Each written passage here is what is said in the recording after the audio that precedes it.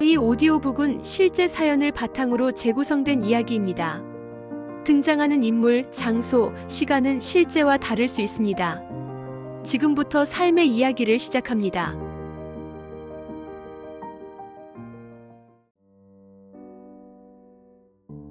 그날 어머니의 세상이 무너져 내렸습니다.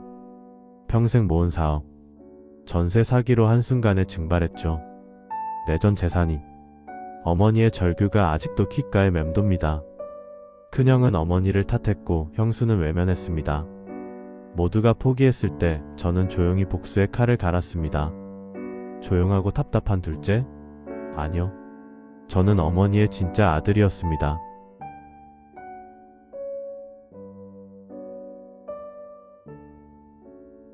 제 이름은 박민준, 38살 평범한 구청 공무원입니다. 2021년 3월 15일 금요일 오후 3시 23분. 그날은 유난히 바쁜 날이었습니다. 구청 민원실은 늘 그렇듯 북적였고 저는 쌓인 서류들과 씨름하고 있었죠. 주민등록 등본 발급, 전입신고 처리, 각종 증명서 발급. 점심도 거른 채 일하고 있었는데 책상 위 휴대폰이 울렸습니다. 화면에 뜬 어머니. 평소 같으면 나중에 걸겠다고 문자를 보냈을 겁니다. 근무 시간에 사적인 통화는 자제하는 편이었거든요. 하지만 왠지 불안한 예감이 들었습니다. 어머니는 제가 일하는 시간을 잘 아시는 분이었고 급한 일이 아니면 절대 전화하지 않으셨으니까요. 잠시 전화 좀 받겠습니다. 옆자리 김주임에게 양해를 구하고 복도로 나왔습니다. 엄마? 민준아. 목소리가 이상했습니다. 떨리고 있었고 숨소리도 거칠었습니다. 울먹이는 것 같기도 했고 뭔가에 놀란 것 같기도 했습니다. 엄마, 무슨 일이야? 괜찮아? 어디 아파? 나 큰일 났다. 심장이 쿵 내려앉았습니다. 68년 인생을 살아오시며 웬만한 일에는 눈 하나 깜짝 안 하시던 어머니였습니다. 아버지가 암으로 돌아가실 때도, 김밥집이 불이 났을 때도 의연하게 견디셨던 분이 큰일 났다고 하시다니. 무슨 일인데? 다치신 거야? 병원이야? 어디야? 아니, 그게 아니라. 어머니가 말을 잇지 못하셨습니다. 전화기 너머로 들리는 숨소리가 점점 거칠어졌습니다. 한참을 뜸을 들이시다가 겨우 입을 여셨습니다. 전세 사기당했어. 순간 머리가 하얘졌습니다. 주변 소음이 사라지고 시간이 멈춘 것 같았습니다. 전세 사기? 어머니가? 뭐? 무슨 소리야? 전세 사기? 내 돈 다 날아갔어. 4억이야. 4억. 그 숫자가 머릿속에서 맴돌았습니다. 어머니의 전 재산이었습니다. 20년 동안 새벽 4시에 일어나 김밥을 말고 밤 10시가 넘어서야 집에 돌아오는 생활을 반복하며 모은 돈. 한 푼 한 푼 아껴가며 자식들에게도 제대로 쓰지 못하고 모은 피 같은 돈이었습니다. 전화기 너머로 어머니의 흐느낌이 들렸습니다. 68 평생 제 앞에서 단 한 번도 우신 적 없던 어머니가 울고 계셨습니다. 엄마, 지금 어디야? 은행 앞이야.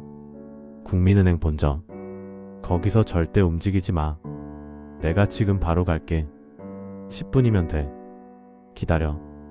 전화를 끊고 사무실로 뛰어 들어갔습니다. 책상 위 서류들을 대충 정리하고 가방을 집어들었습니다. 과장님, 죄송합니다. 집에 급한 일이 생겨서 조퇴하겠습니다. 과장님이 서류에서 고개를 들었습니다. 박주임, 갑자기 무슨 일이야? 어머니가 사고가 나셨습니다. 거짓말은 아니었죠. 금전적 사고도 사고니까요. 과장님이 걱정스러운 표정을 지었습니다. 큰일인가? 빨리 가봐. 감사합니다. 밖으로 뛰쳐나가며 택시를 잡았습니다. 평소 같으면 지하철을 탔겠지만 지금은 1분 1초가 급했습니다. 국민은행 본점으로 빨리 가주세요. 급해요. 네, 손님.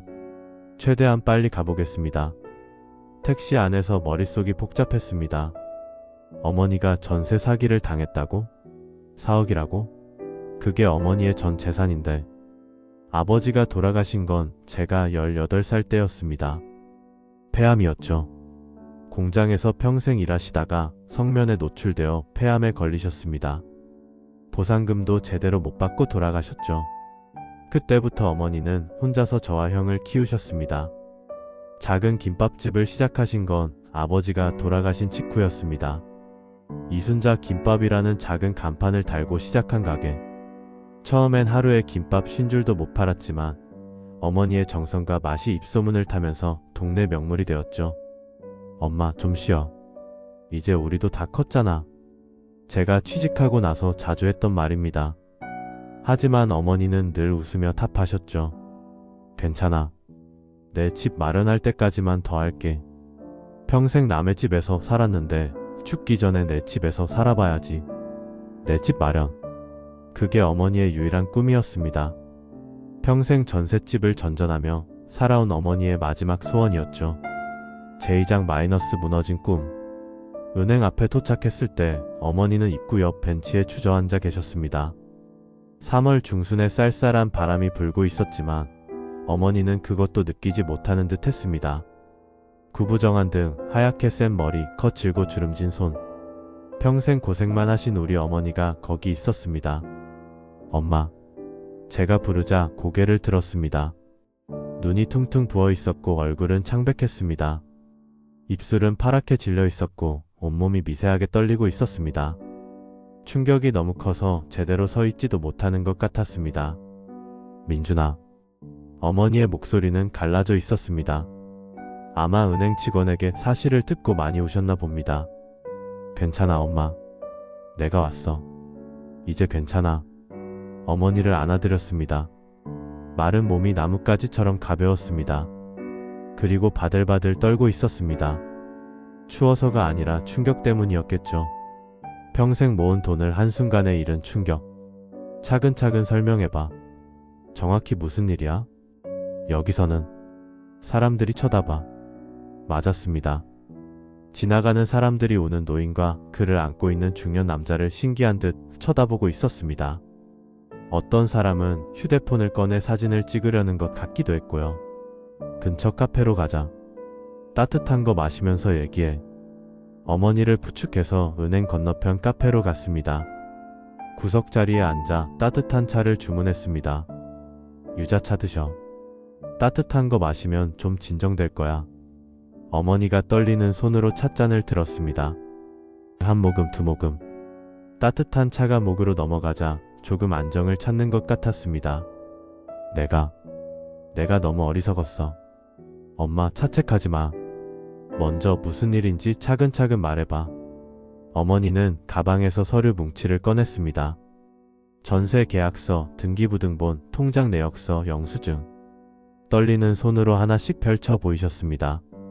서류들이 구겨져 있었는데 아마 충격을 받아 쥐었다 폈다를 반복한 것 같았습니다. 올해 초에 결심했어. 이제 진짜 내 집을 사야겠다고. 어머니의 목소리는 여전히 떨렸지만 차츰 안정을 찾아가고 있었습니다. 1월에 김밥집 정리했잖아. 20년 동안 운영했던 그 가게. 맞습니다. 어머니는 올해 1월에 김밥집을 정리하셨습니다. 건강도 예전 같지 않고 이제 좀 쉬시겠다고 하셨죠. 권리금으로 8천만 원을 받으셨다고 들었습니다. 그동안 모아둔 돈이랑 합치니까 3억 5천만 원이 됐어. 은행에도 확인했어. 정기예금, 적금 다 합쳐서 3억 5천만 원. 어머니의 전 재산이었습니다. 20년 동안 새벽부터 밤까지 일해서 모은 돈. 한 푼도 허투루 쓰지 않고 아껴서 모은 피 같은 돈이었죠. 2월 초부터 부동산을 찾아다녔어. 여러 군데 가봤는데 다들 너무 비싸더라고. 3억 5천으로는 서울에 변변한 집 하나 못 사겠더라. 어머니의 한숨이 깊었습니다. 그러던 중에 프리미엄 부동산이라는 곳을 찾았어. 강남역 근처에 있는 깨끗한 사무실이었어. 어머니는 그날의 일을 자세히 설명하기 시작했습니다. 2월 10일이었어. 날씨가 좋아서 기분도 좋았지. 오늘은 좋은 집을 찾을 수 있을 거야. 그런 생각을 했어. 프리미엄 부동산은 강남역 10번 출구 근처 오피스텔 1층에 있었다고 합니다. 깔끔한 인테리어의 직원들도 모두 정장을 입고 있어서 믿음이 갔다고 하셨습니다. 들어가자마자 한 남자가 다가왔어. 어서 오세요, 어머님. 무엇을 도와드릴까요? 아주 친절했어. 그 남자가 바로 김진석 실장이었습니다. 40대 중반, 단정한 외모, 부드러운 말투. 어머니는 첫인상부터 호감이 갔다고 하셨습니다. 차를 내주면서 이것저것 물어봤어. 예산은 얼마인지, 어떤 집을 원하는지, 언제까지 이사하고 싶은지. 김 실장은 어머니의 상황을 자세히 들은 후 미소를 지으며 말했다고 합니다. 어머님, 제가 어머님 같은 분들을 많이 도와드렸습니다. 평생 고생하시고 이제 편안한 집에서 사시려는 분들이요. 마침 좋은 매물이 하나 있는데 보여드릴까요? 컴퓨터 화면으로 사진을 보여줬다고 합니다. 강남 역삼동의 30평대 오피스텔. 역에서 도보 5분 거리, 남양. 최근 리모델링까지 완료한 깨끗한 집이었죠. 시세가 얼마나 되냐고 물었더니 5억이 넘는데. 그런데 김 실장이 목소리를 낮추며 말했다고 합니다. 어머님께만 특별히 알려드리는 건데 집 주인이 급하게 현금이 필요해서 싸게 내놓았어요. 4억이면 가능합니다. 4억이라. 내 예산보다 5천만 원이 더 필요하네? 어머니가 망설이자 김 실장이 해결책을 제시했습니다. 전세 대출 받으시면 됩니다. 요즘 금리도 낮고 어머님 같은 분들은 쉽게 승인 나옵니다. 제가 은행까지 연결해 드릴게요. 어머니는 그 말에 혹했다고 하셨습니다. 평생 꿈꾸던 강남 아파트. 그것도 역세권의 30평대라니. 바로 집을 보러 갔어. 정말 좋더라고. 깨끗하고 넓고 햇빛도 잘 들고. 김 실장은 이 기회를 놓치면 후회할 거라고 계속 강조했다고 합니다. 이런 매물은 하루 이틀 사이에 계약되어 어머님이 결정 못하시면 다른 사람한테 넘어갑니다. 압박을 받은 어머니는 결국 계약하기로 결정하셨습니다. 2월 20일에 계약했어. 계약금으로 4천만 원을 줬지. 어머니가 계약서를 보여주셨습니다. 깔끔하게 작성된 계약서였지만 지금 보니 곳곳에 이상한 점들이 보였습니다. 집주인 도장이 좀 이상하네요. 그렇지? 나도 나중에 알았어. 3월 5일 중도금 1억 6천만 원을 입금했다고 합니다. 김 실장은 모든 게 순조롭게 진행되고 있다며 어머니를 안심시켰죠. 은행 대출도 김 실장이 다 알아서 해줬어. 서류만 사인하면 된다고 해서. 3월 14일 어제였습니다. 잔금 2억 원과 대출금 5천만 원, 총 2억 5천만 원을 입금했습니다. 김 실장이 축하드립니다, 어머님. 이제 어머님도 강남 아파트 주인이세요 라고 했어. 얼마나 기뻤는지 몰라. 하지만 기쁨은 단 하루만이었습니다. 오늘 아침 3월 15일 어머니는 전입신고를 하러 동사무소에 가셨습니다. 직원이 등기부 등본을 확인하더니 표정이 이상해지는 거야. 어머님, 이 집에 근저당이 잡혀 있는데요? 라고.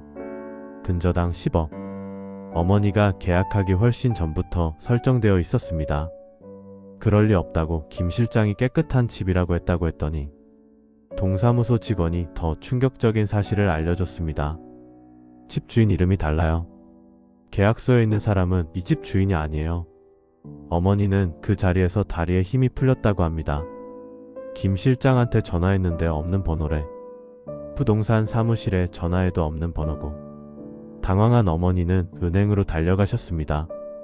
돈이라도 돌려받을 수 있을까 해서. 하지만 은행 직원의 대답은 절망적이었습니다.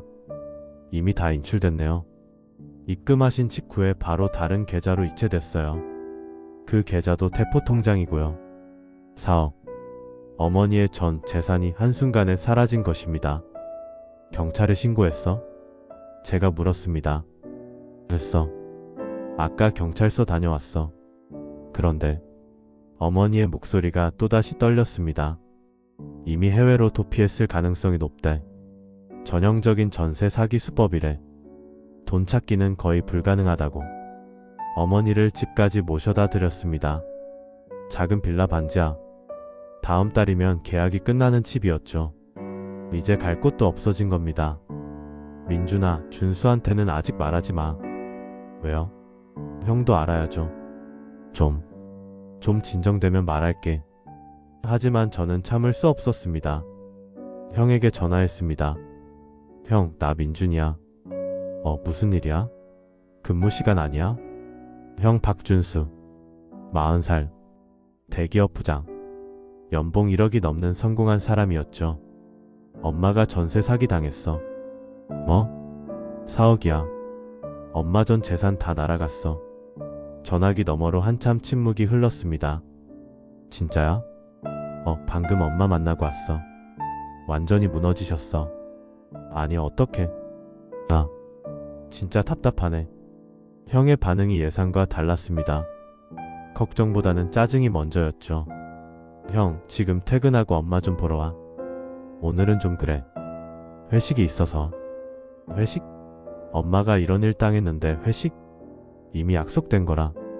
중요한 거래처랑 하는 거야. 내일 갈게. 전화를 끊고 나니 화가 치밀었습니다. 어머니가 전 재산을 잃었는데 회식이 더 중요하다니. 그날 저녁 저는 어머니 집에서 저녁을 함께 했습니다. 라면을 끓였는데 어머니는 한 젓가락도 제대로 못 드셨습니다. 민준아, 나 어떡하니? 이제 정말 끝이야. 엄마, 방법을 찾아볼게. 포기하지 마. 이제 갈 곳도 없어. 이 집도 다음 달까지만 계약인데 돈도 없고. 맞았습니다. 어머니는 전세 사기로 돈만 잃은 게 아니라 당장 살 곳도 없어진 거였습니다. 우리 집에 오세요. 너희도 좁잖아. 애도 있고. 괜찮아요. 거실에 간이 침대라도 놓으면 돼요. 어머니는 고개를 저으셨습니다. 패 끼치기 싫어. 그냥 죽고 싶다. 엄마, 그런 소리 하지 마. 처음으로 어머니가 죽고 싶다는 말을 하셨습니다. 정말 절망하신 것 같았습니다. 다음날 토요일 오후 형이 왔습니다. 형수와 함께였죠. 엄마, 왜 그런 사기꾼을 믿었어? 형의 첫 마디가 그거였습니다. 위로가 아닌 질책. 그러니까요, 어머니. 요즘 세상에 그런 사기가 얼마나 많은데. 형수도 거들었습니다. 명품 가방을 들고 온 형수의 모습이 더욱 야속했습니다. 4억이면 어떻게 그걸 한 번에 다. 좀 신중했어야죠. 형이 한숨을 푹 쉬었습니다. 그 나이에 혼자 그런 큰일을 결정하시면 어떡해요. 우리한테 먼저 상의라도 하셨어야죠. 어머니는 고개를 숙인 채 아무 말도 못 하셨습니다. 마치 죄인처럼. 형, 이미 일어난 일 가지고 엄마 탓해서 뭐해? 제가 나서자 형이 저를 쳐다봤습니다. 그럼 뭐 어떻게 하자고? 이미 다 날아갔는데? 방법을 찾아봐야지. 경찰이고 변호사고 다 알아봐야지. 민준아, 현실적으로 생각해. 전세 사기범들 잡기가 하늘의 별 따기야. 형수가 끼어들었습니다. 그리고 설령 잡는다고 해도 돈은 이미 다 써버렸을 거예요. 도박이나 유흥비로. 형수의 말투에는 어머니를 무시하는 듯한 뉘앙스가 있었습니다. 우리가 할 수 있는 건 매달 용돈이나 조금 드리는 정도예요. 용돈? 50만 원 정도는 될 것 같은데. 준수 오빠랑 민준 씨랑 나눠서. 50만 원. 평생 모은 4억을 잃은 어머니께 50만 원 용돈이라니. 형, 진짜 그게 다야? 그럼 뭘 더 하라고? 내가 4억 줄 수 있는 것도 아니고. 우리도 애들 교육비며 집 대출금이며. 형은 짜증스럽게 말했습니다. 형 부부의 연봉을 합치면 3억이 넘는데 말이죠. 엄마도 이제 정신 차리셔야 해. 나이가 있으면 조심해야지. 그 말을 듣는 어머니의 얼굴이 더욱 어두워졌습니다. 형 부부는 30분도 안 돼서 떠났습니다. 엄마, 우리 먼저 갈게요. 애들 학원 데리러 가야 해서. 그래. 가봐라.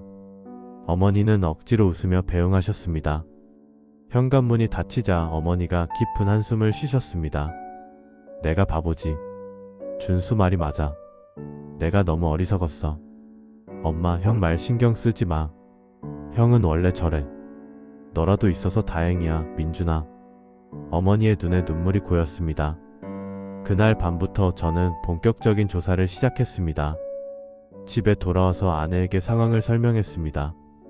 어머니가 전세 사기를 당하셨어. 4억이야. 뭐? 어떻게? 아내도 충격을 받았습니다. 내가 좀 알아볼게. 포기할 수 없어. 먼저 김진석이라는 인물에 대해 알아봤습니다. 어머니에게 받은 명함을 스캔해서 컴퓨터에 저장하고 인터넷 검색을 시작했습니다. 프리미엄 부동산 김진석 실장. 검색 결과는 없었습니다. 네이버, 구글 다음. 어디에도 정보가 없었죠. 전화번호로도 검색해봤지만 마찬가지였습니다. 이미 정지된 번호였고 개통 이력도 찾을 수 없었습니다. 처음부터 가짜였구나. 일요일 아침 저는 프리미엄 부동산이 있었다는 주소를 찾아갔습니다. 강남역 10번 출구에서 5분 거리의 오피스텔 1층. 하지만 그곳은 이미 텅 비어 있었습니다. 유리문에는 임대문이라는 스티커만 붙어 있었죠. 실례합니다. 여기 부동산 어디 갔는지 아세요? 옆 가게 편의점 사장님께 물었습니다. 아, 거기요? 한 달 전에 야반도주 했어요. 야반도주요? 네, 어느 날 밤에 갑자기 짐 다 빼고 사라졌대요. 월세도 3개월치 밀렸다고 건물주가 엄청 화났다고 들었어요. 계획적인 범죄였습니다. 처음부터 사기를 치고 도망갈 계획이었던 거죠. 혹시 그 사람들 얼굴 기억하세요? 글쎄요. 40대 남자가 대표였던 것 같은데 인상은 잘 모르겠네요. 항상 마스크 쓰고 다녔거든요. 단서가 없었습니다. 하지만 포기할 수 없었죠. 월요일 점심시간을 이용해 관할 경찰서에 들렀습니다. 어머니 사건 진행 상황이 어떻게 되나요? 아, 이순자 씨 아드님이시죠? 젊은 형사가 서류를 뒤적였습니다. 솔직히 말씀드릴게요. 이런 전세 사기는 검거율이 10%도 안 됩니다. 10%요? 네, 대부분 바로 해외로 도망가거든요. 필리핀, 태국, 캄보디아. 동남아로 가면 찾기가 거의 불가능해요. 그럼 어떻게 해요? 일단 수사는 계속하겠지만 기대는 안 하시는 게 좋을 것 같습니다. 형사의 말이 차가웠지만 현실이었습니다. 하지만 저는 포기하지 않았습니다. 공무원이라는 직업을 활용하기로 했죠. 구청 세무과에서 일하는 최 대리를 찾아갔습니다. 대학 동기였죠. 영수야, 부탁이 하나 있는데. 뭔데? 김진석이라는 이름으로 사업자 등록된 거 확인 가능해? 잠깐만. 김진석. 없네? 아예 등록된 게 없어. 그럼 프리미엄 부동산은? 이것도 없어. 가짜 상호인가봐. 모든 게 가짜였습니다. 이름도 회사도 전부 거짓이었죠. 인터넷을 더 깊이 검색하다가 흥미로운 것을 발견했습니다. 네이버 카페 하나. 김 실장 전세 사기 피해자 모임. 클릭해보니 회원이 200명이 넘었습니다. 가입 신청을 하고 승인을 기다렸죠. 다음날 승인이 났습니다. 카페에 들어가 보니 충격적인 글들이 가득했습니다. 저도 김진석 실장한테 3억 사기당했습니다.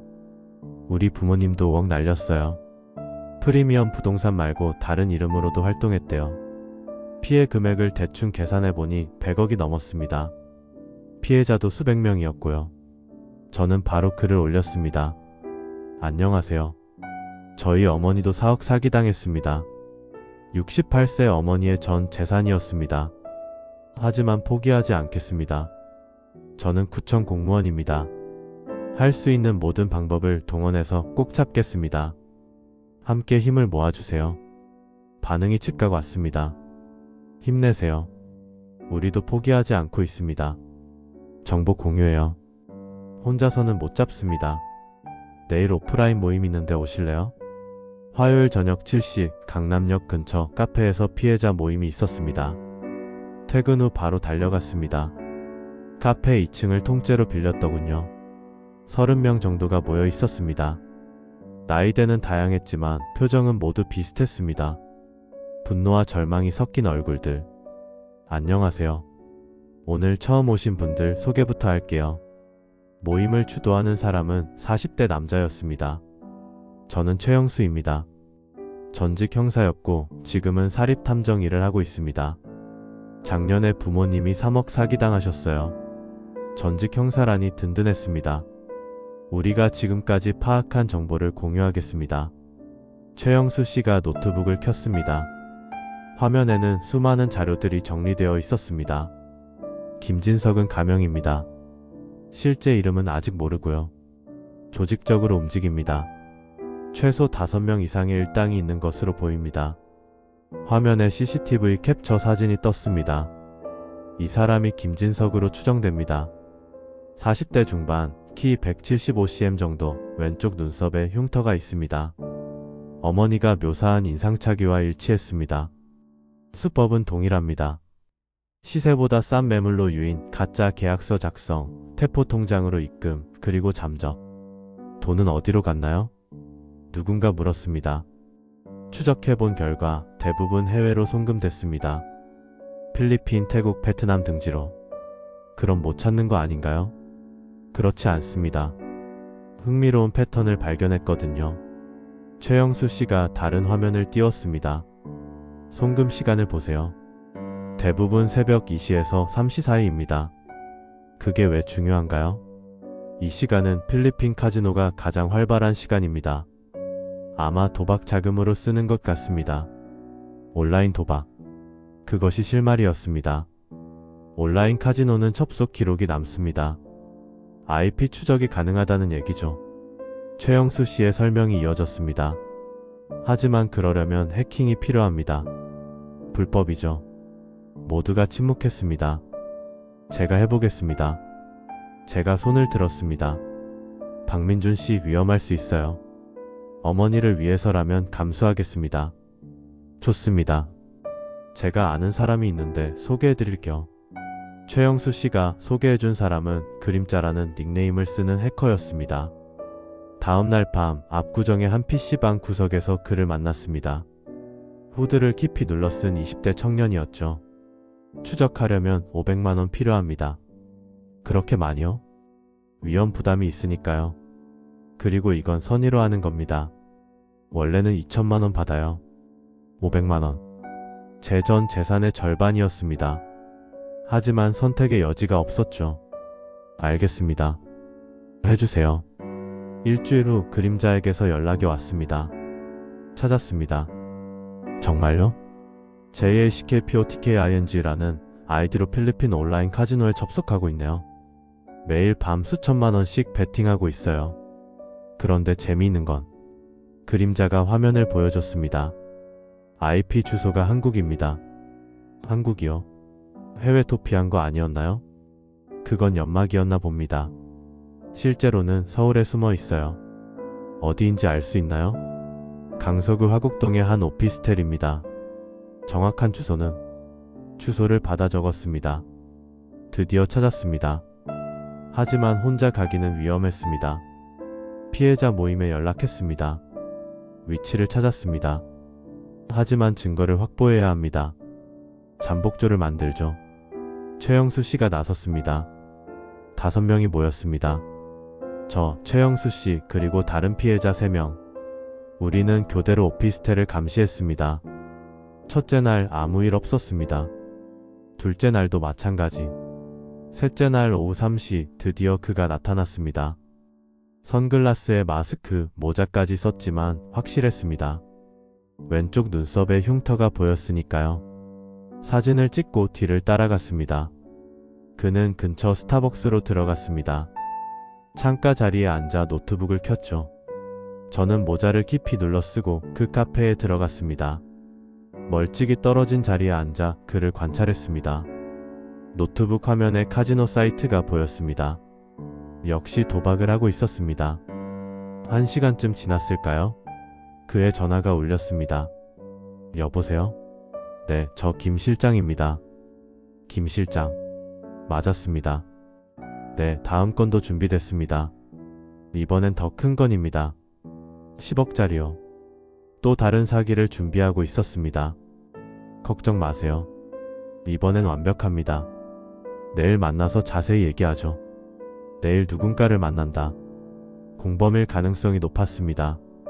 다음날 우리는 김 실장을 미행했습니다. 오후 2시 그는 강남의 한 호텔 라운지로 들어갔습니다. 누군가를 기다리는 듯했죠.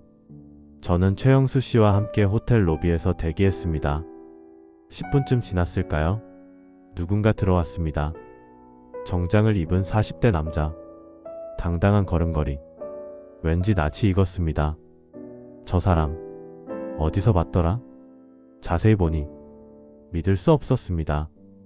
우리 형 박준수였습니다. 형이 왜 여기에? 형은 김 실장과 악수를 나눴습니다. 친한 사이처럼 보였습니다. 저는 떨리는 손으로 핸드폰을 꺼내 녹음을 시작했습니다. 그리고 최대한 가까이 다가갔습니다. 옆 테이블에 앉아 신문을 펼쳐 들고 귀를 기울였죠. 준수 씨 잘 지냈어요? 네, 김 실장님. 그 건은 잘 처리됐나요? 그건? 무슨 건을 말하는 거지? 물론이죠. 깔끔하게 끝났습니다. 4억 다 받았어요. 4억. 어머니가 사기당한 금액과 똑같았습니다. 수수료는 약속대로죠. 당연하죠. 10%니까 4천만 원입니다. 오늘 입금할게요. 순간 온몸에 소름이 돋았습니다. 형이 어머니를 팔았다고? 그런데 준수 씨 어머니는 괜찮으세요? 충격이 크셨을 텐데. 김 실장의 질문에 형이 대답했습니다. 뭐 어쩔 수 없죠. 어차피 곧 돌아가실 나이인데 그 돈 제가 쓰는 게 낫죠. 믿을 수 없었습니다. 형이 이런 사람이었다니. 그래도 친어머니인데 4천만 원이면 애들 유학비 나오는데 뭐가 안 괜찮아요? 어차피 엄마는 동생이 모실 거고. 형이 웃었습니다. 그 웃음이 악마 같았습니다. 다음 타겟은 준비됐나요? 네, 이번엔 제 처형 쪽 친척입니다. 퇴직금으로 5억 정도 있다고 하더라고요. 좋네요. 준수 씨가 소개하면 다들 믿으니까요. 제가 대기업 부장이니까 신뢰하죠. 특히 노인분들은 더 잘 믿어요. 형이 지금까지 몇 명이나 팔아넘긴 걸까요? 지금까지 몇 명이나 소개했죠? 이번까지 12명입니다. 12명. 형이 12명을 사기꾼에게 팔았다는 말입니다. 총 얼마나 받으셨어요? 1억 5천만 원 정도? 덕분에 빚도 갚고 투자도 하고. 형이 자랑스럽게 말했습니다. 손이 떨려서 핸드폰을 떨어뜨릴 뻔했습니다. 최영수 씨에게 조용히 신호를 보냈습니다. 제 형입니다. 형이 공범입니다. 최영수 씨도 충격을 받은 듯 잠시 멍했다가 고개를 끄덕였습니다. 끝까지 녹음하세요. 30분 동안 형과 김 실장의 대화를 녹음했습니다.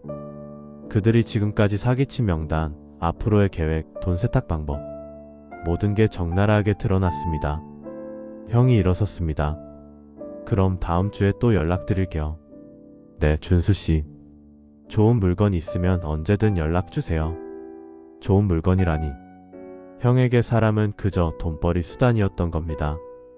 형이 나가고 나서 김 실장도 자리를 떴습니다. 저는 최영수 씨와 함께 밖으로 나왔습니다. 정말 형님이 맞나요? 네, 맞습니다. 이건 정말 충격적이네요. 어떻게 해야 할까요? 일단 더 확실한 증거를 모아야 합니다. 녹음만으로는 부족할 수 있어요. 형의 통장 내역을 확인해야겠네요.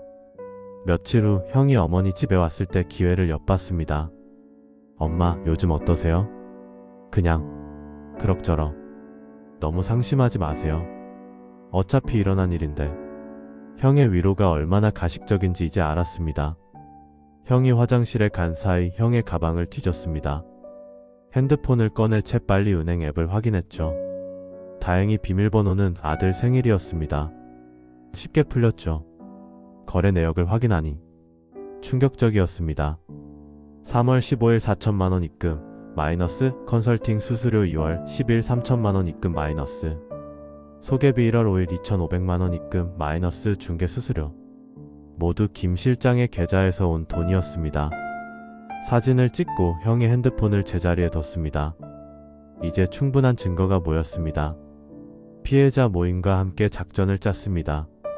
우리가 원하는 건 단순히 김 실장을 잡는 게 아닙니다. 최영수 씨가 말했습니다.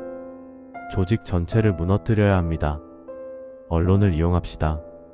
우리는 SBS 그것이 알고 싶다 제작진에 연락했습니다. 500억대 전세 사기 조직을 추적했습니다. 관심 있으신가요? 500억이요? 네, 피해자가 1000명이 넘습니다.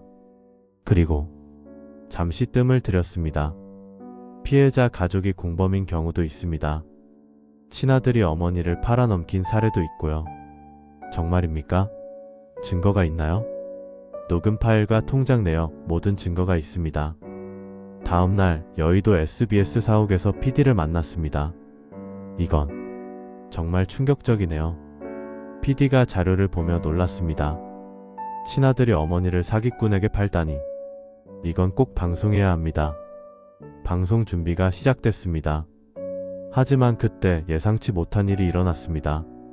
방송 촬영이 시작되기 일주일 전 어머니가 저를 찾아오셨습니다. 민준아, 그 방송 얘기 들었어. 어떻게 아셨어요?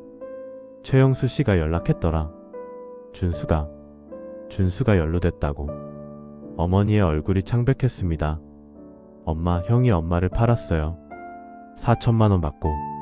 알아. 최영수 씨가 다 얘기해줬어. 어머니의 눈에서 눈물이 흘렀습니다. 그래도 준수는 내 아들이야. 엄마, 민준아, 부탁이야. 방송은 하지 마. 엄마, 형이 엄마를 배신했는데? 그래도 전 국민이 손가락질하는 건 못 봐. 준수가 감옥 가는 건 감당할 수 있어도 평생 페르나로 낙인 찍히는 건. 어머니의 모성애는 배신한 아들까지도 감싸 안으려 했습니다. 애들도 있잖아. 지호랑 지은이. 아빠가 할머니를 팔아먹은 페르나라는 걸 알게 되면. 맞았습니다. 조카들은 죄가 없었죠. 저는 고민에 빠졌습니다. 정희와 어머니의 마음 사이에서 결국 PD에게 연락했습니다. 죄송합니다. 방송은 못하게 됐습니다. 왜요? 이런 중요한 사건을 어머니가 원하지 않으십니다. 하지만 대신 모든 자료는 경찰에 제출하겠습니다. 조용히 처리하고 싶습니다. PD는 아쉬워했지만 이해해줬습니다. 어머니 마음이 그러시다면. 알겠습니다. 경찰에 모든 증거를 제출했습니다. 이 정도면 충분합니다. 전원 체포하겠습니다. 담당 형사가 확신을 가졌습니다. 언론에는 노출 안 되게 해주세요. 어머니의 부탁입니다. 알겠습니다. 조용히 처리하겠습니다. 2021년 5월 1일 새벽, 동시다발적으로 체포 작전이 시작됐습니다. 김 실장은 오피스텔에서 체포됐고 다른 공범들도 각자의 집에서 체포됐습니다. 그리고 아침 7시 형의 집에도 경찰이 들이닥쳤습니다. 박준수 씨 사기 방조 혐의로 체포합니다. 형수가 놀라서 전화했습니다. 민준 씨, 준수 오빠가 경찰에 잡혀갔어요. 알고 있어요, 형수님. 뭐? 알고 있다고요? 형수님도 몰랐죠? 형이 어머니를 사기꾼에게 팔았다는 걸. 그게 무슨... 형이 12명을 팔아넘기고 1억 5천만 원을 받았어요. 형수는 말을 잃었습니다. 형이 체포된 후 우리 가족은 완전히 무너졌습니다. 어머니는 며칠 동안 아무것도 드시지 못했습니다. 내가 뭘 잘못 키웠길래. 엄마 잘못 아니야. 형이 욕심에 눈이 먼 거지. 그래도 내 뱃속에서 나온 자식인데. 형수가 찾아왔습니다. 아이들과 함께였죠. 어머니, 저 정말 몰랐어요. 형수의 눈이 퉁퉁 부어 있었습니다. 준수 오빠가 갑자기 돈이 많아지긴 했는데 투자 수익이라고 해서. 그래, 너도 몰랐구나. 어머니 정말 죄송해요. 제가 대신 사과드릴게요. 형수가 무릎을 꿇었습니다. 일어나. 내 잘못은 아니야. 아이들이 아빠 보고 싶어해요. 8살 지우와 6살 지은이가 울고 있었습니다. 할머니, 아빠 어디 갔어요? 아빠는 잠깐 일하러 갔어. 어머니가 거짓말을 하셨습니다. 아이들에게 차마 진실을 말할 수 없었던 거죠. 2달 후 재판이 시작됐습니다. 김 실장, 아니 본명 최철수는 징역 15년을 구형받았습니다. 다른 공범들도 5년에서 10년의 실형을 구형받았죠. 형은 징역 3년을 구형받았습니다. 피고인 박준수는 인륜을 저버린 폐륜 범죄를 저질렀습니다. 검사의 논고가 이어졌습니다. 특히 친어머니를 포함한 가족과 지인들을 대상으로 했다는 점에서 죄질이 매우 나쁩니다. 형의 변호인이 반박했습니다. 피고인은 단순 소개만 했을 뿐 직접적인 사기 행위는 하지 않았습니다. 하지만 증거는 명백했습니다. 제가 증인으로 출석했습니다. 증인은 피고인의 동생이시죠? 네. 어떻게 피고인의 범행을 알게 되셨습니까? 직접 목격하고 녹음했습니다. 녹음 파일이 재생됐습니다. 법정이 술렁였습니다. 방청객들의 분노가 느껴졌죠. 형이 고개를 들어 저를 봤습니다. 원망스러운 눈빛이었지만 저는 피하지 않았습니다. 선고날, 피고인 박준수에게 징역 2년 6개월을 선고합니다. 실형이었습니다. 집행유예는 없었죠. 형이 수갑을 찬 채 끌려가는 모습을 보며 어머니는 조용히 우셨습니다. 재판이 끝난 후 피해 금액 중 일부가 회수됐습니다. 김 실장 일당의 재산을 압류한 결과 총 200억 정도가 회수됐고 피해자들에게 배분됐습니다. 어머니는 1억 5천만 원을 돌려받았습니다. 전 재산 4억에 비하면 적었지만 그래도 다행이었습니다. 민준아, 내가 아니었으면. 엄마, 이제 됐어. 다시 시작하면 돼. 그래. 다시 시작해야지. 어머니는 작은 김밥집을 다시 열었습니다. 제가 퇴직금을 미리 받아서 보증금을 마련했죠. 민준아, 이건 너무. 괜찮아요. 엄마가 일하시는 게 더 건강하실 거예요. 새벽에 일어나 김밥을 마는 어머니. 하지만 이제는 혼자가 아니었습니다. 저는 매일 새벽 출근 전에 들러 도왔습니다. 민준아, 너도 출근해야 하는데. 괜찮아. 일 시간만 도와드릴게. 아내도 주말마다 와서 도왔습니다. 어머니, 제가 김밥 마는 법 배울게요. 그래? 고마워. 형수도 가끔 와서 도왔습니다. 어머니, 제가 계산대 볼게요. 괜찮아. 너도 애들 키우느라 힘든데. 아니에요. 저도 이제 가족이잖아요. 1년이 지났을 때 형의 면회를 갔습니다. 교도소 면회실. 유리창 너머로 형이 앉아 있었습니다. 많이 야위었고 머리도 많이 세웠습니다. 민준아. 형. 엄마는 잘 계시니? 응. 김밥집 다시 여셨어. 그래? 다행이다. 침묵이 흘렀습니다. 미안하다. 형이 먼저 입을 열었습니다. 진짜 미안하다. 내가 미쳤었나봐. 돈에 눈이 멀어서. 엄마가 엄마로 안 보였어. 형의 눈에서 눈물이 흘렀습니다. 내가 나를 잡아줘서 오히려 다행이야. 더 큰 죄를 지을 뻔했어. 형. 엄마한테 용서받지 못해도 돼. 평생 죄인으로 살게. 어머니의 편지를 전했습니다. 형이 편지를 읽으며 흐느꼈습니다. 준수야. 내가 한 일은 용서할 수 없다. 하지만 넌 여전히 내 아들이다. 반성하고 돌아와라. 엄마가 기다린다. 2년이 지났습니다. 어머니의 김밥집은 동네 맛집이 됐습니다. 이순자 김밥. 작지만 정겨운 간판이 다시 걸렸습니다. 어서 오세요. 어머니의 밝은 목소리가 가게를 채웠습니다. 단골 손님들이 많아졌습니다. 사장님, 오늘도 맛있네요. 감사합니다. 또 오세요. 형이 모범수로 6개월 감형되어 출소했습니다. 어머니. 왔니? 어머니는 형을 안아주셨습니다. 미안해요. 정말 미안해요. 이제 됐다. 다시 시작하자. 형은 택배 일을 시작했습니다. 새벽부터 밤까지 열심히 일했습니다. 처음부터 다시 시작할게. 형의 눈빛이 달라졌습니다. 욕심이 사라지고 겸손함이 생겼죠. 형수는 마트에서 일하기 시작했습니다. 어머니, 이번 달 월급 탔어요. 조금이지만 보태드릴게요. 아니야. 너희가 잘 사는 게 제일이야. 조카들도 씩씩하게 자랐습니다. 할머니, 아빠가 돌아왔어요. 그래, 다행이구나. 가족이 다시 모였습니다. 완전하지는 않지만 조금씩 회복되고 있었죠. 3년이 지난 지금 어머니의 칠순 잔치를 했습니다. 김밥집 2층 작은 홀에서 가족과 친지 그리고 피해자 모임 사람들이 모였습니다. 어머니, 생신 축하드립니다. 모두가 박수를 쳤습니다. 어머니는 수줍게 웃으셨습니다. 이 나이에 무슨.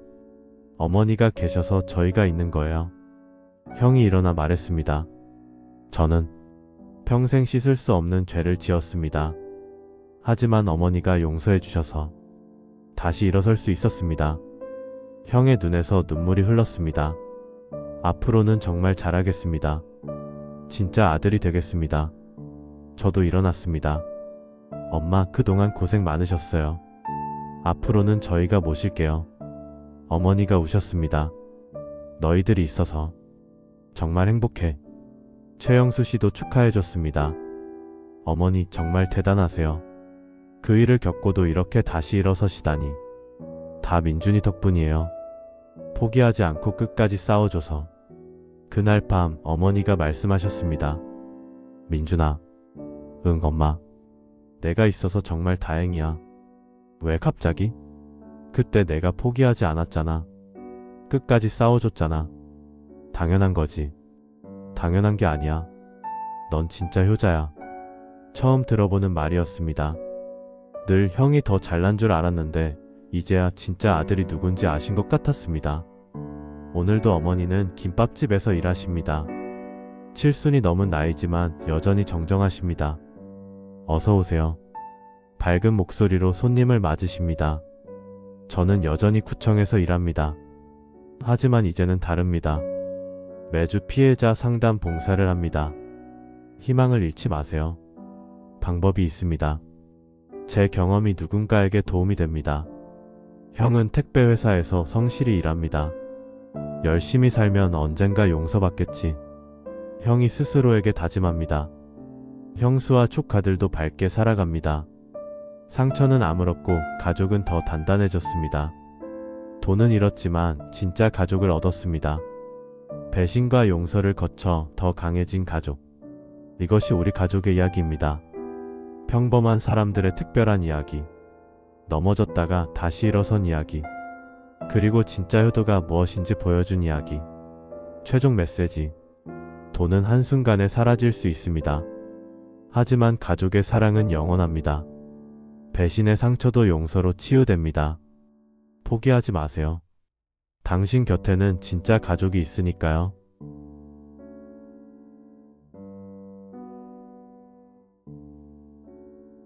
돈은 한순간에 사라질 수 있습니다.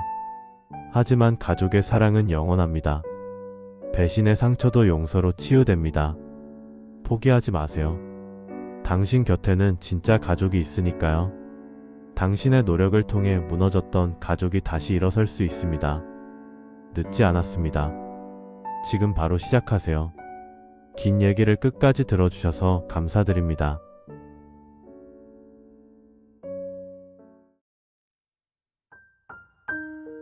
오늘의 이야기는 여기까지입니다. 혹시 비슷한 경험이 있거나 마음에 남는 부분이 있다면 댓글로 나눠주세요. 당신의 이야기가 또 다른 누군가의 위로가 될 수 있습니다. 구독과 좋아요는 우리 채널에 큰 힘이 됩니다. 다음 이야기에서 다시 뵙겠습니다.